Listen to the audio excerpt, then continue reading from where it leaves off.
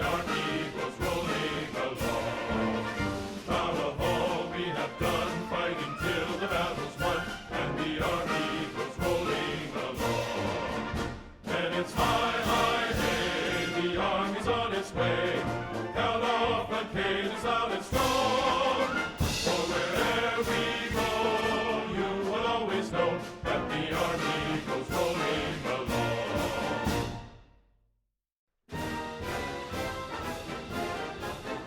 First to fight for the right and to build the nation's might, and the army goes rolling along. Proud of all we have done, fighting till the battle's won, and the army goes rolling along.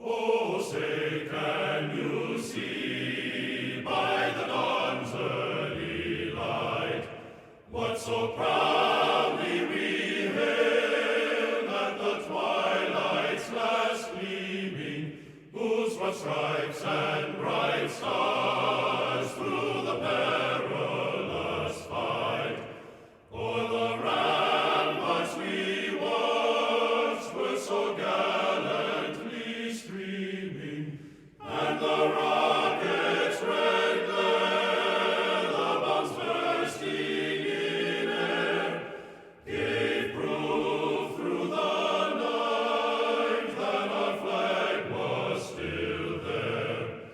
Oh, say does that star-spangled banner yet wave o'er the land of the free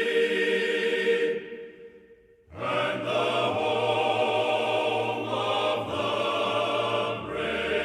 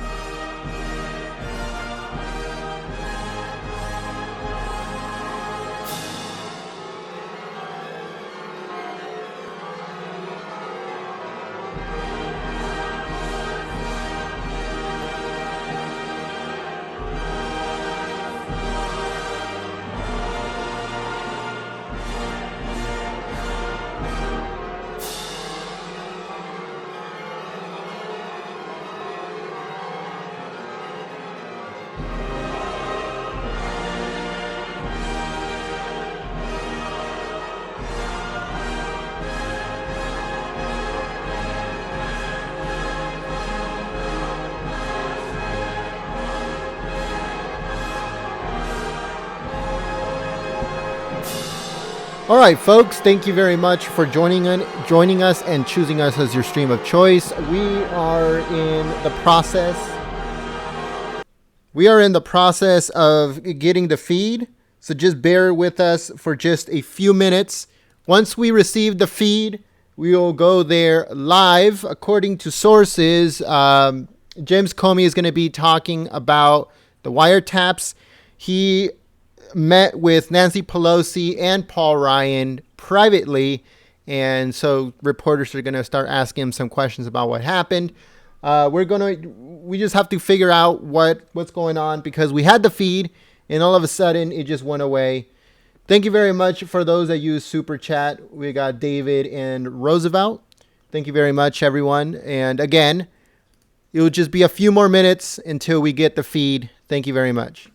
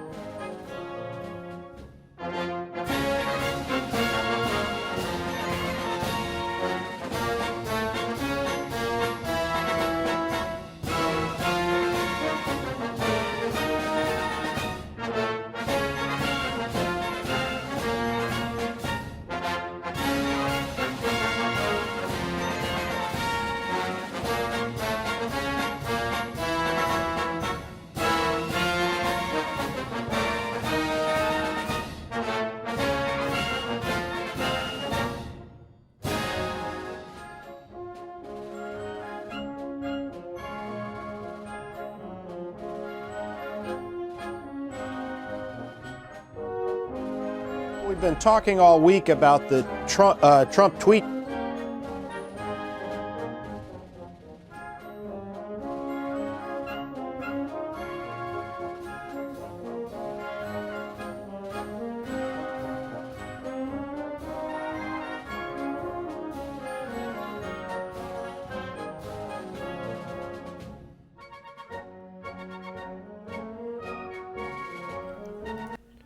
All right, folks. So again, we are trying to see what happened. We had feed of James Comey talking to was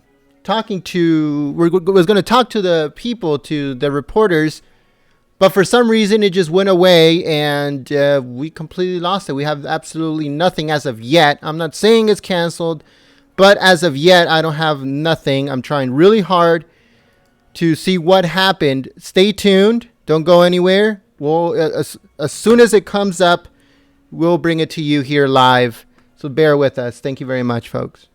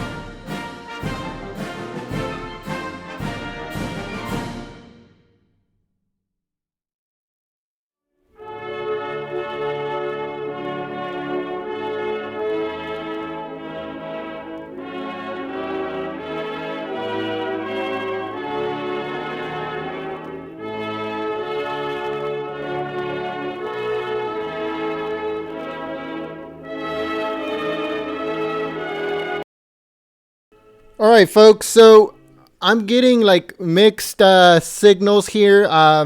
We had the feed, and it got cut off, and now it's completely gone. So I'm still trying to figure out what happened. I'm reaching out to my sources to get a feed as soon as I possibly can. Other people are saying that it's going to start in roughly 30 minutes. So we're going to keep the stream up for just a few more minutes to see if, we get more information, we get the feedback or whatever. We'll stay up here. I know it's coming, but we just don't know when. So like I said, I'll keep the stream up and hope that we get some feed in just a few minutes. We apologize, but in reality, it's not our fault. We had the feed. Something happened. So stay tuned, folks, and we'll be here. Thank you very much.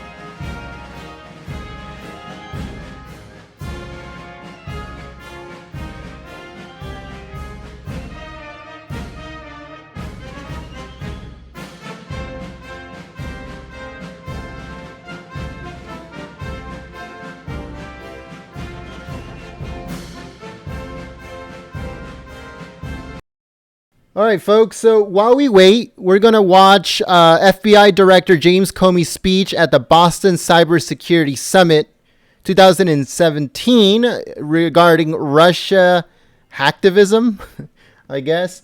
So we're gonna be checking that out until we get feed from our sources. So enjoy, and as soon as we get feed from the press conference, we'll go to it live. Thank you very much.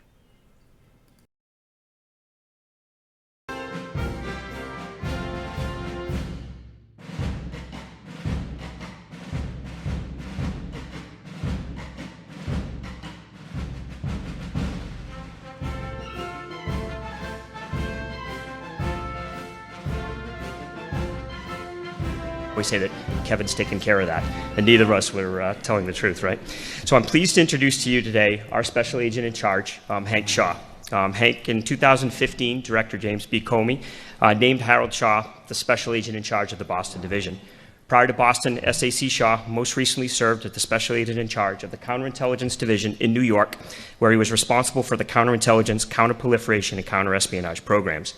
He's been in the Bureau since 1999. He's a former Massachusetts resident and from here, so we're glad to have him home and all his support in the cyber program. So, Hank, thank you.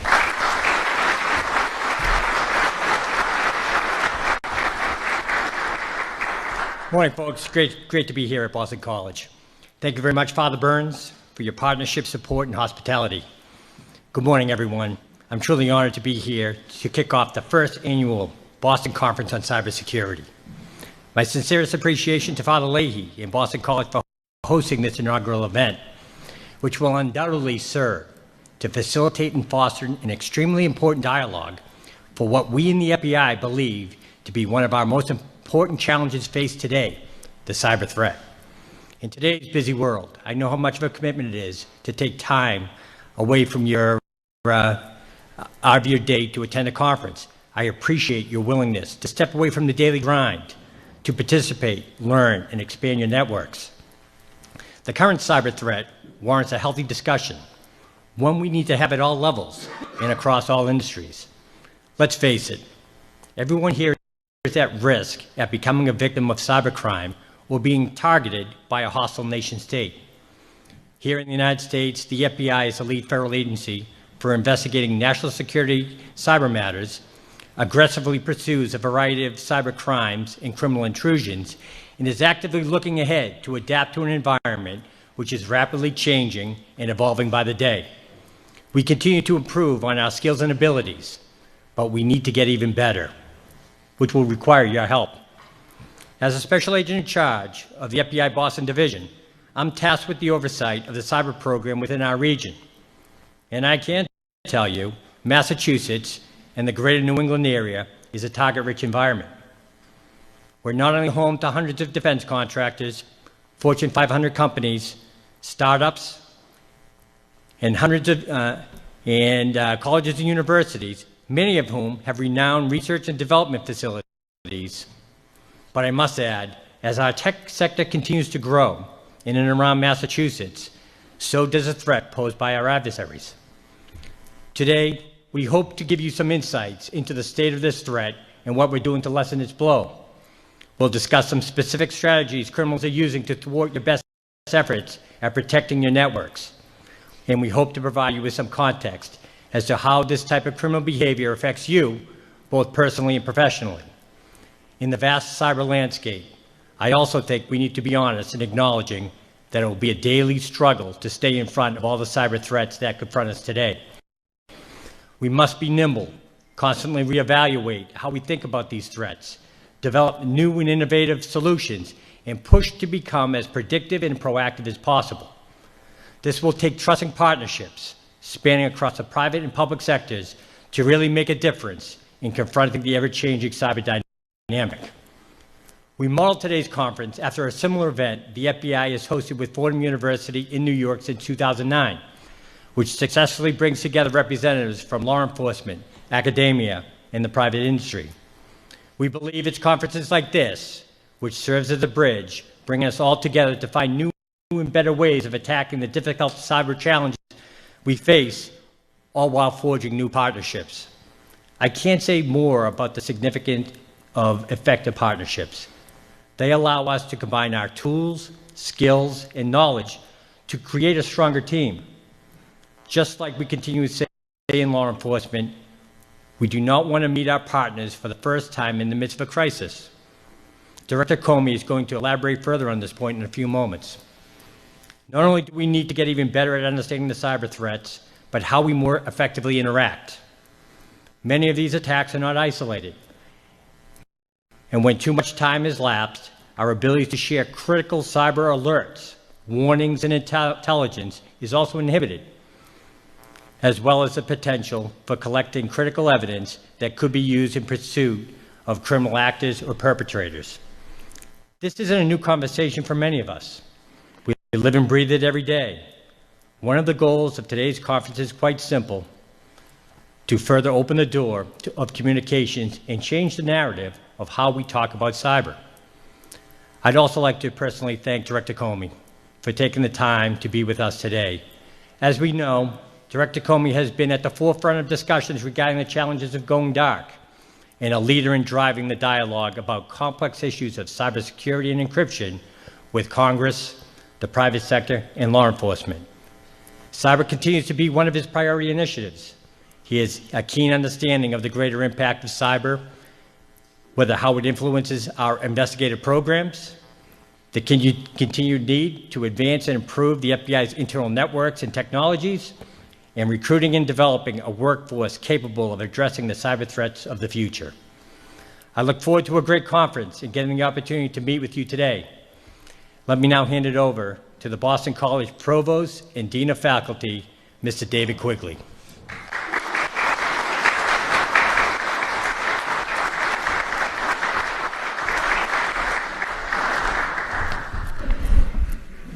Thanks so much, Special Agent Shaw, for your leadership and for your and your team's partnership with my colleagues here at Boston College. It's wonderful to have the opportunity to welcome everyone here, gathered here in Gaston Hall, to Boston College for this first Boston Conference on Cybersecurity. This, as we all know, is a topic that grows in importance for all of our institutions, public and private, and we're fortunate to have so many thought leaders who are advancing the frontiers of data security with us today. The entire team in the Woods College of Advancing Studies deserves praise for their work in organizing this gathering, from Father James Burns, the dean, on down. But let me add a brief word of thanks for Kevin Powers, the lead organizer and the director of our graduate program in cybersecurity policy and governance. Thanks so much, Kevin, for all your work.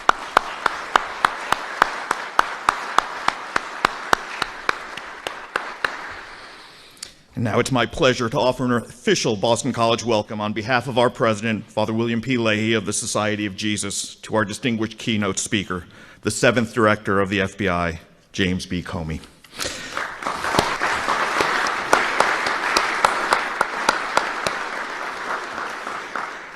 A native of Yonkers, New York, James Comey graduated from the College of William and Mary and then the University of Chicago Law School.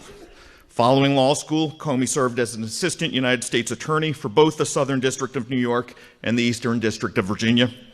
Comey returned to New York to become the U.S. Attorney for the Southern District, and then in 2003, he was elevated to the Deputy Attorney General's position at the Department of Justice. Comey left the DOJ in 2005 to serve as General Counsel and Senior Vice President at the defense contractor Lockheed Martin. 5 years later, in 2010, he joined Bridgewater Associates, a Connecticut-based investment fund, as its general counsel.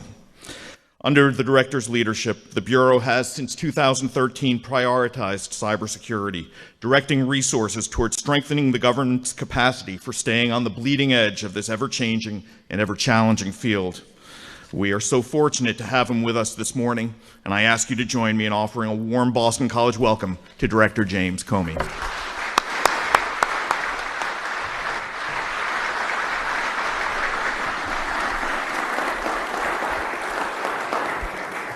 Thanks for the introduction. Good morning, everybody. Thanks for giving me a chance to share some thoughts with you. This is the perfect place to have this conference, and I am thrilled to be part of the inaugural gathering. I hope there will be many more. It's the perfect place for the reasons that Hank Shaw said, not just because of the challenges and opportunities in this great city, in this region, but because Boston College is a leader in thinking and educating on these incredibly important issues. So this is a great place to have it. Hope you'll do it many more times. You're stuck with me for about another 6.5 years, and so I'd love to be invited back again. And obviously, any place called Irish Hall is a neat place to have this, given my background. What I want to do this morning is share with you some thoughts about how the FBI thinks about the threat we all face, and how the FBI is trying to address that threat. A key part of that approach is going to involve the partnerships that Special Agent in Charge Shaw referred to. And then once I'm done yammering at you, I'd love to be quiet and take your questions. I hope we have time for that. You can ask me about anything. I'm very slippery. I'll avoid talking about things I don't want to talk about. But the questions have to come from the tables, not from our partners in the back. But let me begin by talking about the threat. To state the obvious, the threats are too fast, too big, and too widespread for any of us to address them alone. The way we think about fighting terrorism is very similar. The threats are hard to see, they're moving quickly. We need to work together to address them. That is every bit as true when it comes to cyber threats. So let me start with who we think of as the bad actors here. I think of it as a stack of bad actors, kind of an evil layer cake. At the top of that stack, from the FBI's perspective, are nation states. Think China, Russia, Iran, North Korea. That's the top of the stack that we focus on. Just below that, and often closely related, are multinational syndicates that are involved in increasingly specialized roles to steal information, to steal money, to steal innovation through the cyber vector, and oftentimes doing it on behalf of nation states, oftentimes doing it on behalf of anybody else who's willing to pay for it. So nation states, international cyber syndicates, the next layer down, actually the group of people that we would lump together under the insider threat. That is employees, workers, contractors who for any number of motivations might be moved to penetrate a network that is well defended from the outside by penetrating it from the inside. They can be motivated by personal grudges, by ideological beliefs, by money. Next down the stack, hacktivists. This is a motley crew of people with all different kinds of motivations, some political, some financial, some emotional, to try and conduct cyber intrusions. And then actually the bottom of the stack, terrorists. And the reason I put them at the bottom of the stack is that terrorists are adept at using the internet to communicate, to recruit, to proselytize. But they have not yet turned to using the internet as a tool of destruction in the way that logic tells us certainly will come in the future. So those are the threat actors. How do they operate? Well, they're obviously increasingly sophisticated, focusing on larger targets and looking to exploit the weakest link, which is human beings. Because as strong as we make our intrusion detection systems, as good as we become at patching, as good as our firewalls are, we're only as good as the cyber security, the cyber hygiene of our individual employees. So the whole stack of actors is focused on social engineering to find out how our people think and work and operate, and see if there isn't, through that expanded attack surface, a way into even a well-defended network. What are they after? Obvious. Information, access, advantage. It's not just even about the loss of data. Increasingly, we are worried about the corruption of data. Think about the harm someone could do by an intrusion at a blood bank and changing blood types, an intrusion in a financial institution and changing just a few digits in the holdings of an institution. And of course, we're worried about the lack of access to data that shuts a business down. Think Sony here, which I'll talk more about in a second. The impact is obvious as well. These are more than just attacks on our infrastructure. They're attacks on employees and customers. They are attacks on reputation. They're attacks on our economy and our security. And they're increasingly attacks on our fundamental rights, the rights guaranteed to us as free people, especially here in this great country. So what can we do? We cannot prevent every attack. The attack surface is too big, the weakness of systems and people too pronounced and ubiquitous. But this behavior is subject to deterrence. People conducting cyber intrusions are not high on crack. Right? They're not motivated and inflamed by jealousy or some passion that often motivates people to bad acts. There is a lot of thinking that goes into cyber intrusions. And in that thinking, we believe there's an opportunity to influence behavior, to impose some thoughtfulness on people as they put fingers to keyboard. To do that, we believe we have to be more predictive and less reactive. We think there are three things that we can do together to address this threat. First, reduce vulnerabilities overall, and that involves us in the FBI helping you in the private sector and our partners throughout the government understand what are the bad guys doing, how are they coming after us, what are their tactics, what are their techniques, what are their fingerprints. By sharing that information, we allow you to harden your targets against the bad guys. We also think part of this is making cybersecurity a priority at all levels. I'm talking to a group of people who get it, but it's very, very important that cybersecurity not be one risk assigned to some guy in the basement of your enterprise to focus on, because the threat threatens the entire enterprise, so it must be thought of as an enterprise risk. It must be thought of at the board level, at the C-suite level, as something that has to be embedded in every single thing that an enterprise does. Second, we got to work together to try and reduce the threat, and I talked about that, and I'll hit that a little bit more when I explain exactly what the FBI is doing. We need to find people responsible for the intrusions and hold them accountable in order to force upon bad actors some reflection before they act. And the third thing is, obviously, once any of us are hit, we have to be effective at mitigating the damage. We think we have a role to play there in helping victims understand just what has happened to them so they can get themselves back on their feet. That's what we think we can all do together, but I want to focus on exactly what the FBI's strategy is here, so when you ask questions, you can poke at it and give me feedback. There are 5 parts to the FBI's strategy to address all things cyber, and they're pretty simple. First, we are trying to focus. And by that we mean focus ourselves in a better way. And we're doing that in a number of different ways inside the FBI that may not be apparent to you from the outside, so I want to go into some detail here. The normal way the FBI assigns work is by asking a basic question. Where did it happen? And wherever it happened, we assign it to that field office where the place is. So where did the bank robbery occur? Well, it occurred in the Boston Division, so the Boston Division will work it. Where were these children victimized and harmed? Well, that happened in the Boston Division, and so the Boston Division will work it. But when it comes to cyber, that framework breaks down. Because where it happened, if that's all you ask, you may end up with some fairly random manifestation of a threat that is coming from someplace on the other side of the earth, that is hitting many different places in the United States and around the world, and just happens to pop in a particular sign of the intrusion in a particular place. And we think that if we assign the work based on that often random manifestation of the threat, we may not be at our best. And so we've developed something called the Cyber Threat Team model, where we're doing something new to assign work in the FBI. We're assigning cyber intrusion work based on who shows the chops to address that threat. Which field office has demonstrated the greatest ability to respond and detect, respond to, and thwart a particular sophisticated adversary. And whichever field office has demonstrated the best ability on that, we're going to give it to that field office.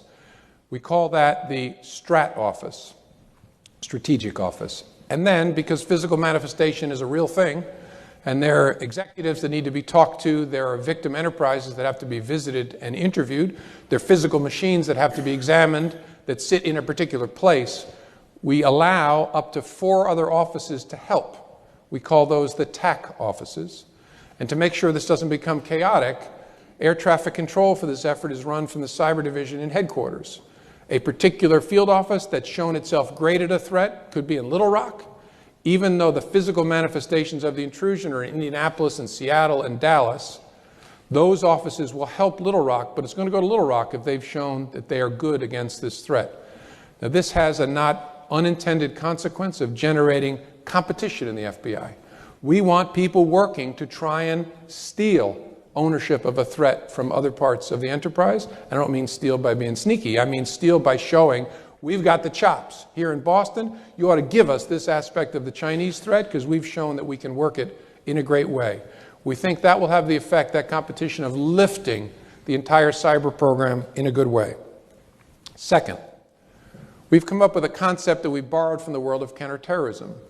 Because counterterrorism requires response at a moment's notice to incidents that are horrific and may be anywhere around the country or around the world, we have what are called fly teams when it comes to counterterrorism. Experts in different aspects of responding to an attack who have a go bag with them at all times. And when something happens in the United States or around the world, the fly team goes and hits that spot. So we surge expertise to that place.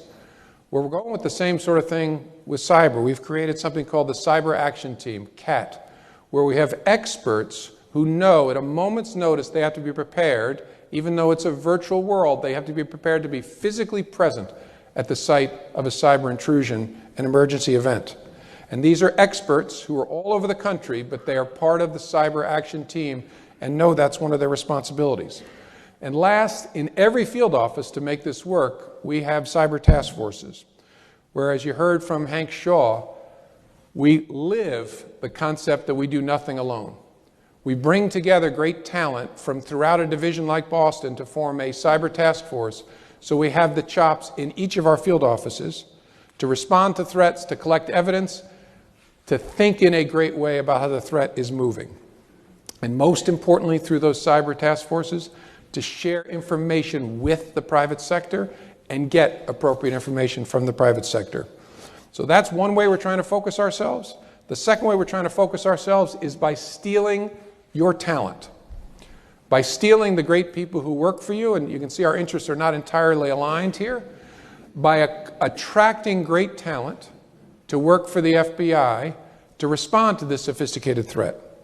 We all face the same challenge here, a shortage of cyber-trained talent. Here's the challenge we face. We cannot compete with you on dough. Now, you have more dough to pay people than we do. You don't come to the FBI for the living. If you did, we lied to you during the recruiting process, and there's no going back. We compete with you by telling everyone your lives are empty pursuits of money.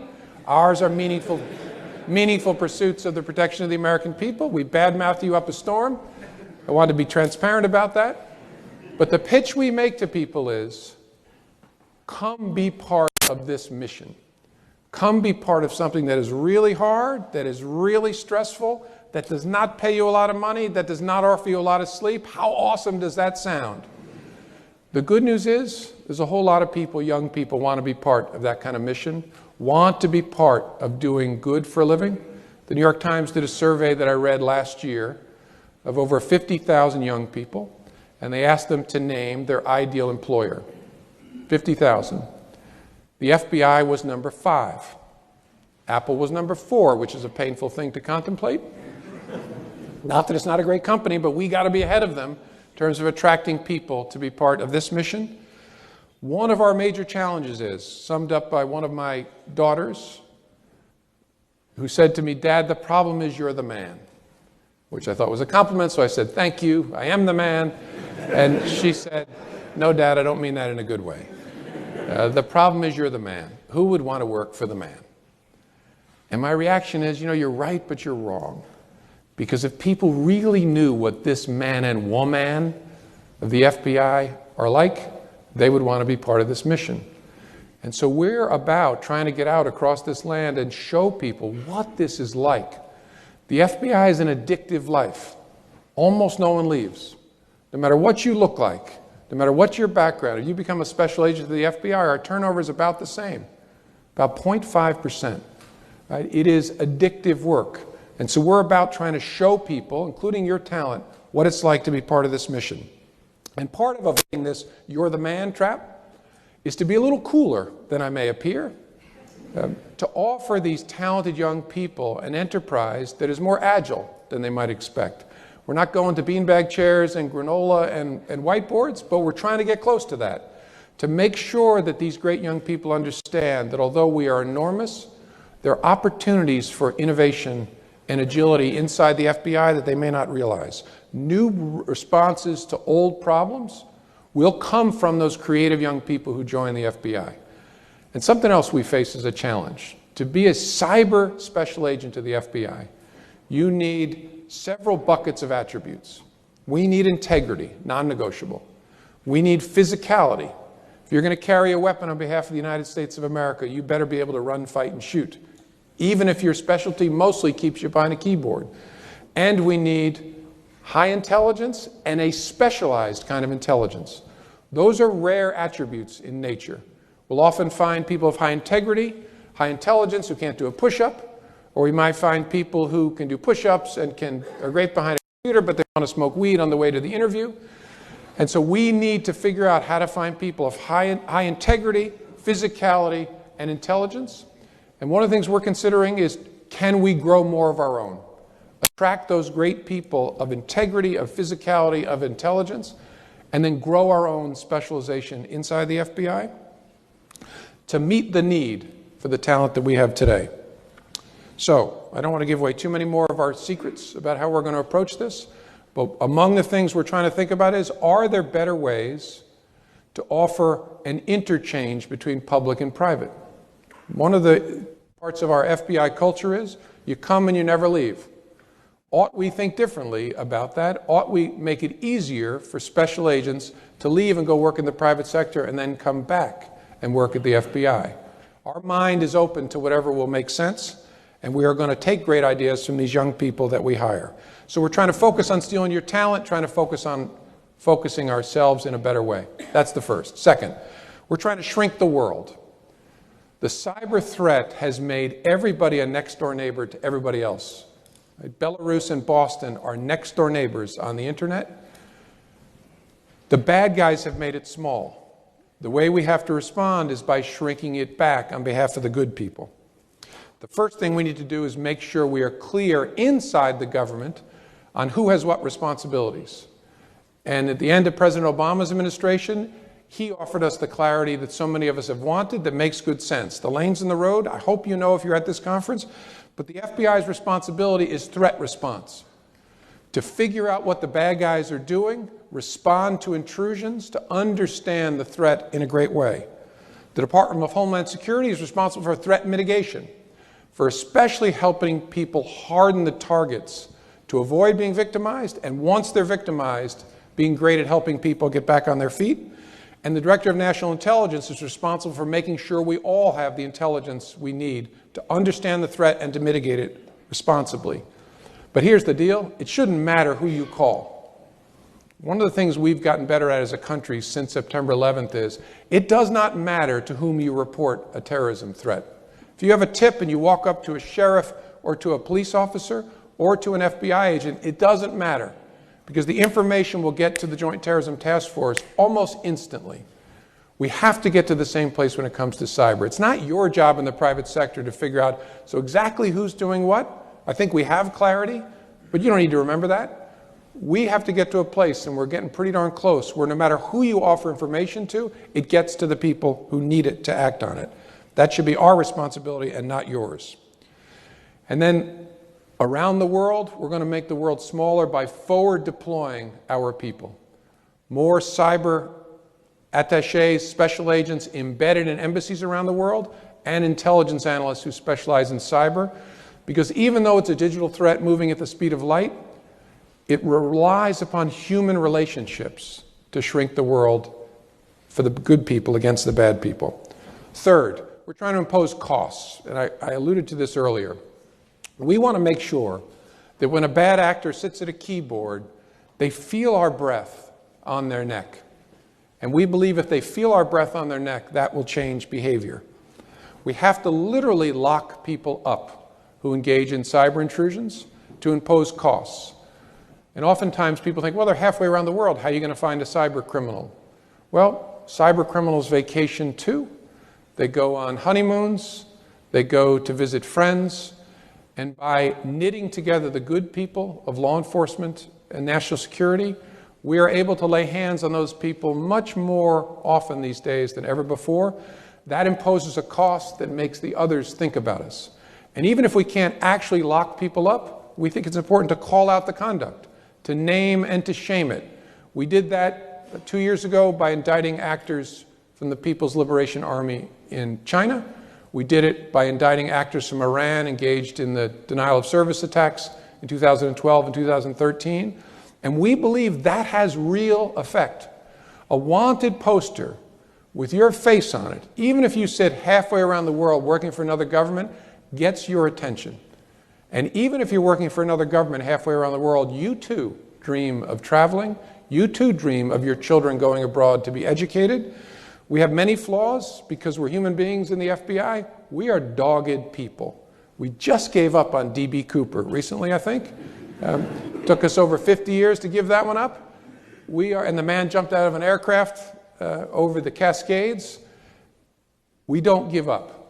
We are dogged people who do not forget, and we think that has an impact on people. We think it changes behavior and puts that breath on the back of our neck. And part of this is grappling as a community of nations towards norms. Cyberspace is relatively new to all of us, and we are, bit by bit, trying to establish norms of behavior.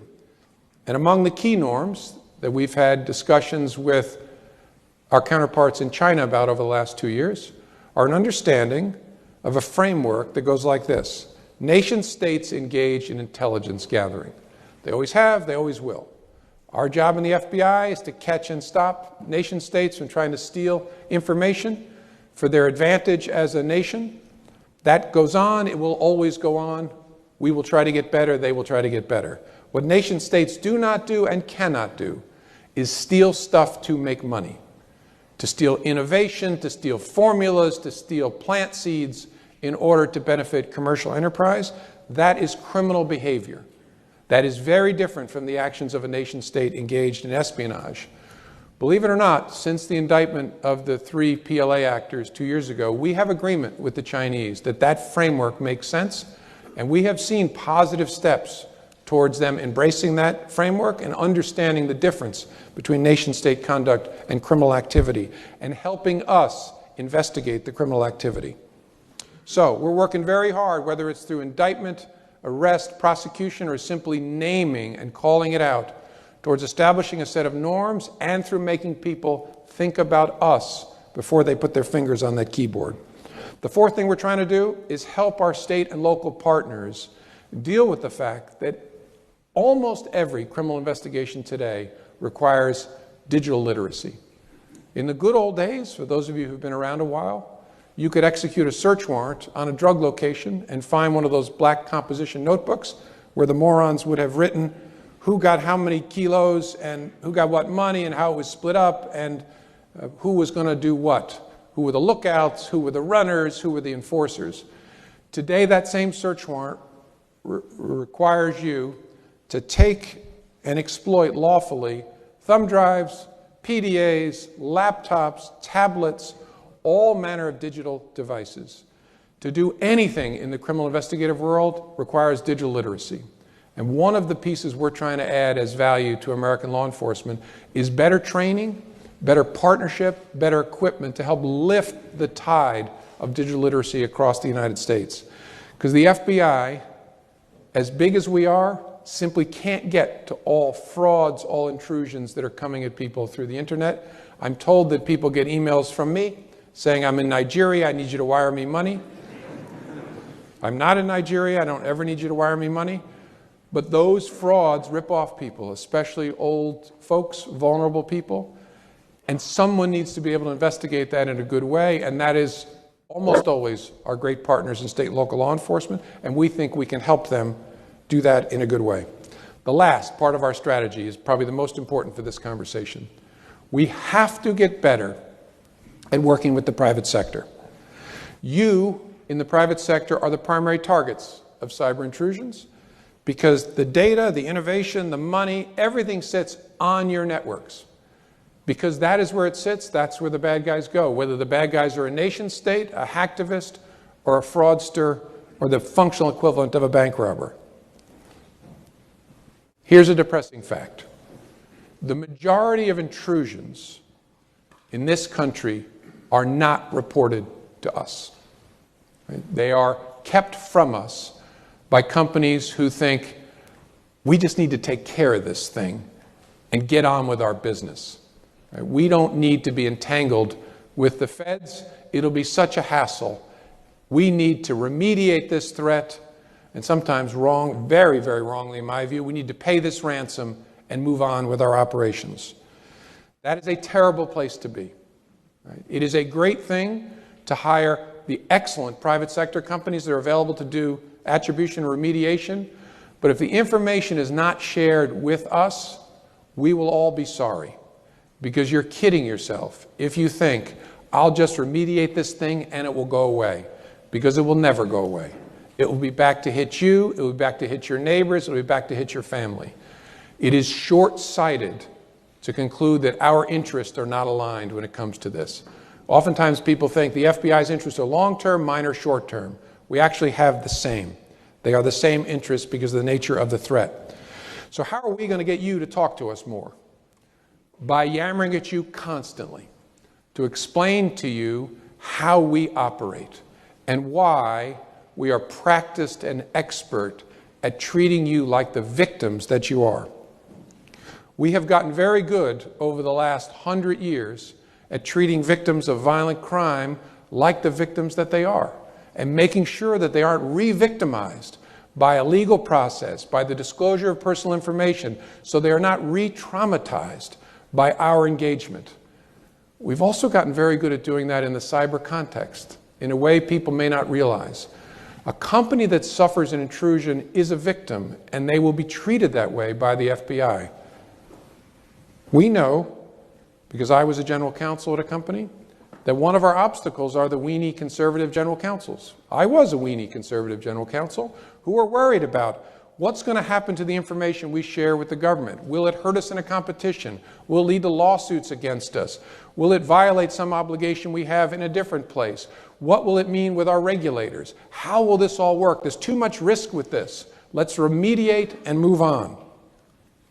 Well, we think we have a compelling case to make based on a track record of hundreds and hundreds of investigations that we will protect your privacy.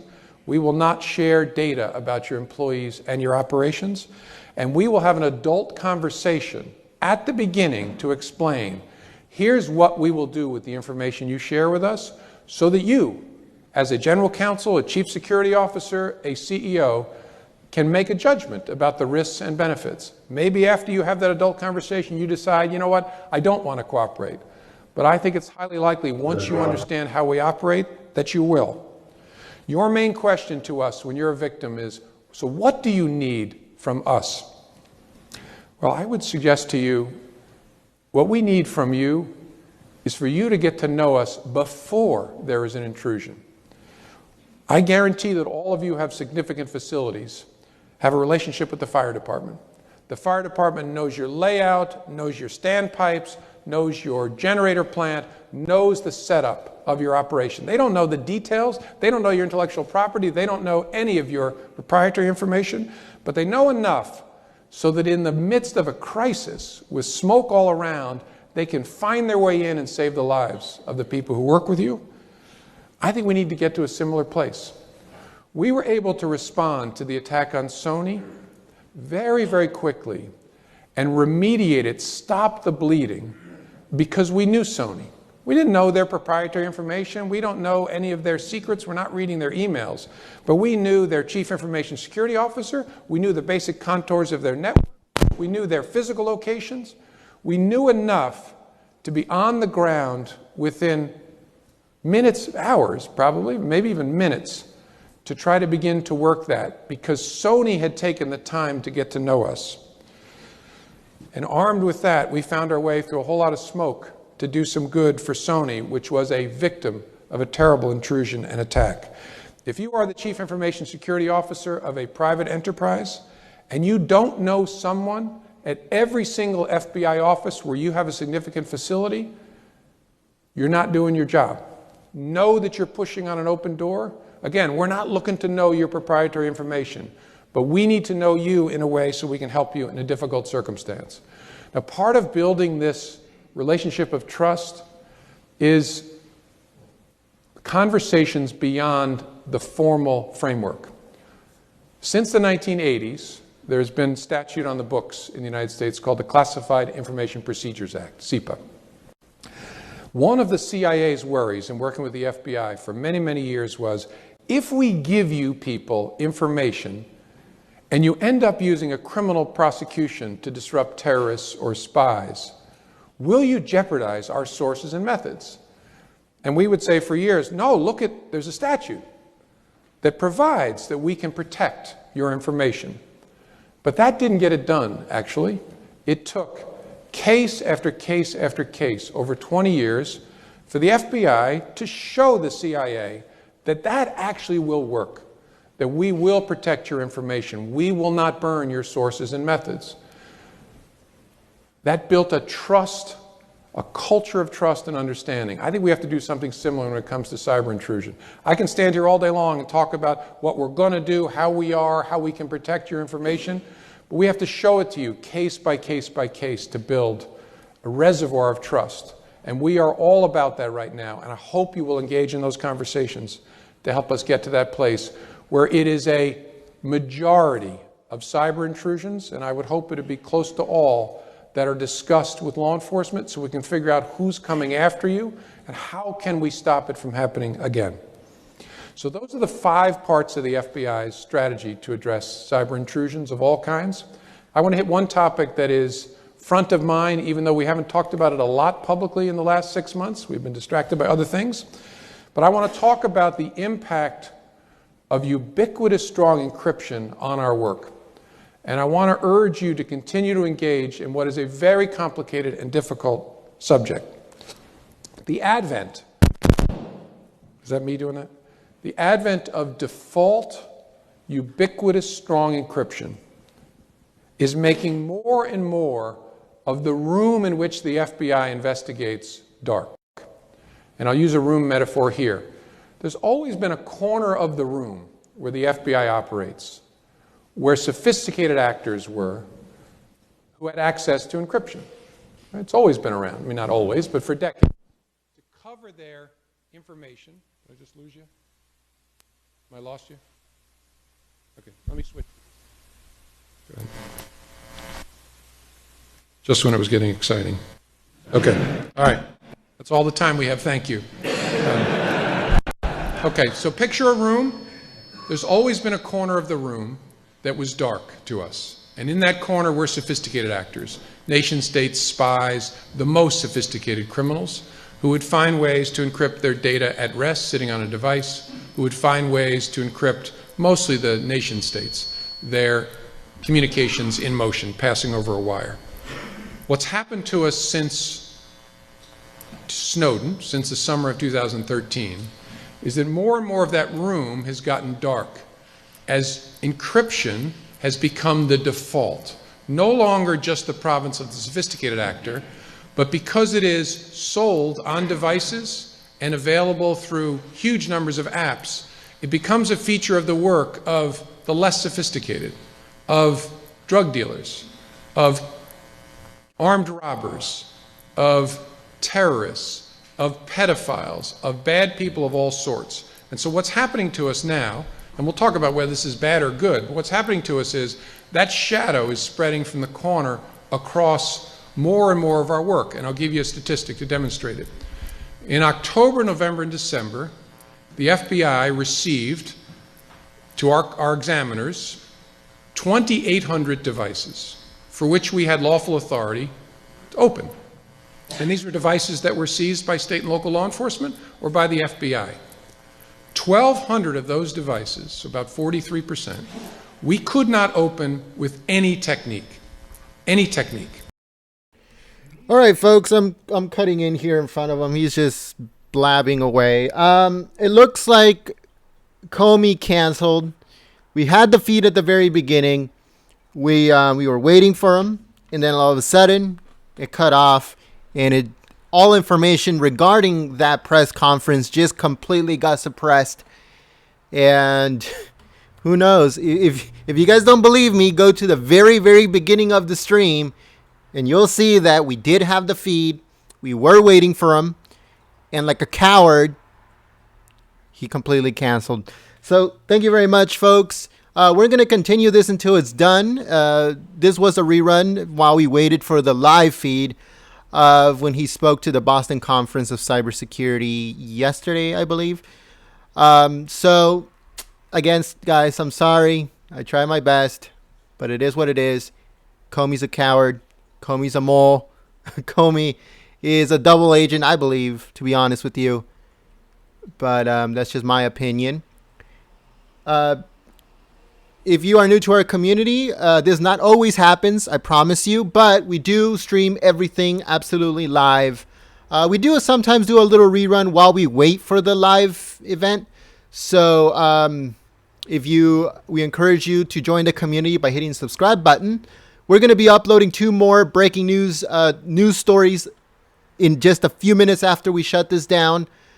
We were doing that. We were filming that while this came up. So we hope that you guys stay tuned. Hit the notification bell. Check out the links in the description below. Follow us on social media, Facebook, Gab, Twitter, all that stuff. Check out our website, goldenstatetimes.com. If you guys want to send me something directly, like a message or a comment or criticism, whatever it is, send it to us through our website. Thank you very much, everyone. Like I said, we'll finish this off. And if there's any more developments, if he stops being a coward and he actually comes back and wants to talk to the press, we will bring it back online and we'll go from there. Thank you very much, everyone. Peace. Always accepted in this country. There is no such thing as absolute privacy in America. There is no place in America outside of judicial reach. That's the bargain. And we made that bargain over 2 centuries ago to achieve 2 goals: to achieve the very, very important goal of privacy and to achieve the very important goal of security. One quick thing. If you guys missed the Julian Assange, what's it called? The thing that he had today, the press conference. We have it up on Golden State Times International. We're streaming it live there, or not live, but we're streaming it, the rerun, on Golden State Times International. Look it up on YouTube, or you can check out the video. We actually streamed it live this morning when it happened here at Golden State Times. So check it out. Also, check out Golden State Times International. Just put it up on the search bar, Golden State Times International, for all of your international news. So go and give it some love. Thank you. Change of something at the heart of our country that affects national security cases that the FBI works, that affects criminal cases that the FBI works. It is something we have to talk about. Maybe it's a good thing, maybe it's a bad thing. But it is not something, in my view, that we should drift to. I don't ever want to get to a place where people say to me someday, hey, how come you didn't tell us that the room was going dark in which you operate? And so I'm not going to let that happen.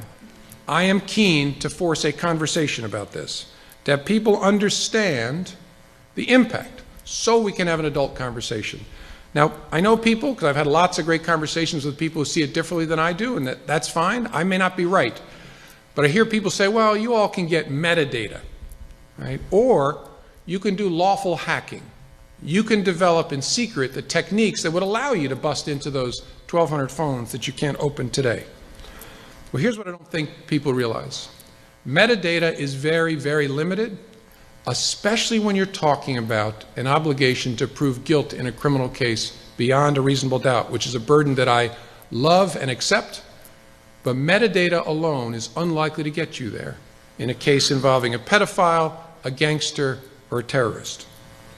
And while having other technical tools can be useful, it's incredibly expensive and it does not scale.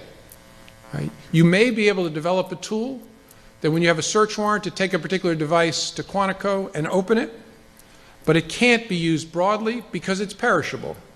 And so it doesn't solve the challenge that state and local law enforcement talk to me about all over the land.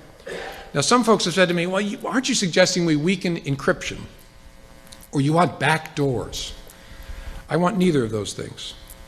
I actually believe that it is not a question of whether we like strong encryption or we like weak encryption. I love strong encryption. We use it to protect the FBI's information. We believe it is essential to protecting against exactly the kind of cyber intrusions that I talked about. Strong encryption is a great thing. It allows us to protect people. But we also believe that user control of data is not a requirement for strong encryption. I'll give you an example from the FBI's life. Right? We issue personal... All right, folks. So I have some breaking news about the channel, not about politics. We just hit 50,000 subscribers. Just this second, we've reached 50,000 subscribers. So, like I have promised in the past, if you are new, this is new information. But if you've been with us for, if you joined us today or you joined us last week or whenever, you were entered to win a Trump hat. We have 3 of them. We have a Make America Great Again hat. It's red, the popular one. We have a Trump number 45 hat, and that's in red, and we have one in white. So I'll be picking 3 people at random, whether you subscribe right now, today, earlier today, last week, last month, last year, no matter when you subscribe, at whatever point, you will be entered to the random draw. The random draw will be tonight. Okay, it will be at 8 p.m. Pacific. 8 p.m. Pacific. I will stream it. I'll figure out a way to randomly pick 3 people. So the stream will be at 8 p.m. Pacific tonight. Okay, don't miss it. Make America Great Again hat, number 45 hat, white and red. Okay, so tonight. I will be contacting you as a direct message. If you don't reply within 24 hours on that direct message with your address, okay, I'll be contacting you.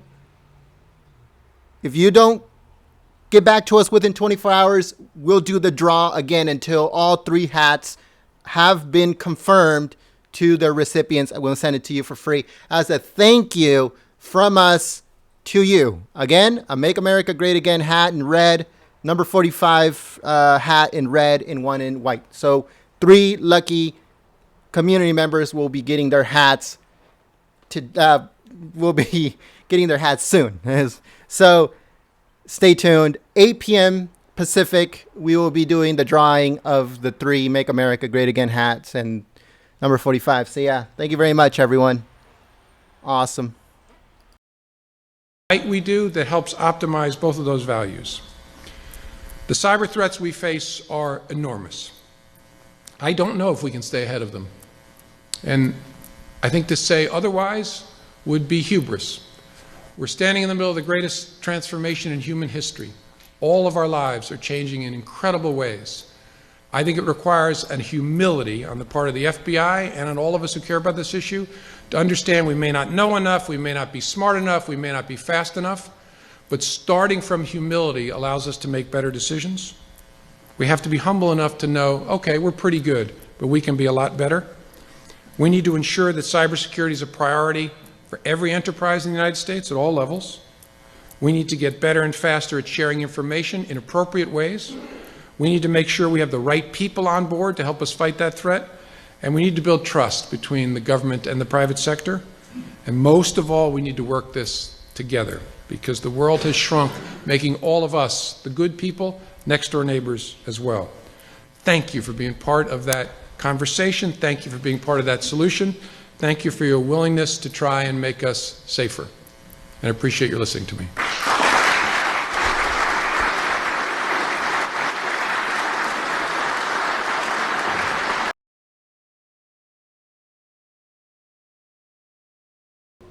All right, folks, so that was Comey speaking.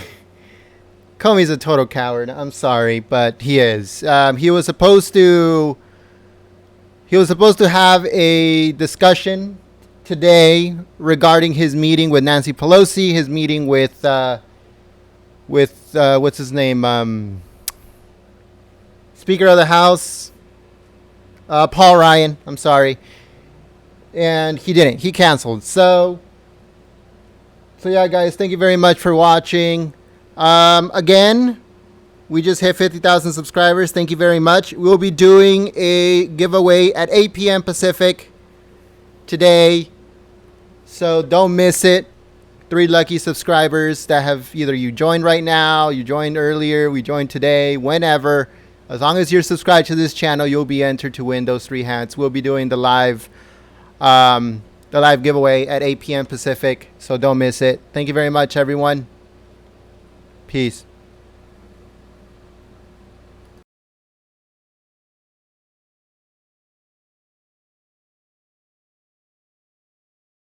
Before you shouldn't do something like that, but before you consider it, you should talk to us. March along, sing a song with the army of the free. Count the brave, count the true, who have fought to victory. We're the army and proud of our name. We're the army and proudly proclaim. First to fight for the right and to build the nation's might, and the army goes rolling along. Proud of all we have done, fighting till the battle's won, and the army goes rolling along. And it's high, high day, the army's on its way. Count off, but Kate is out and strong.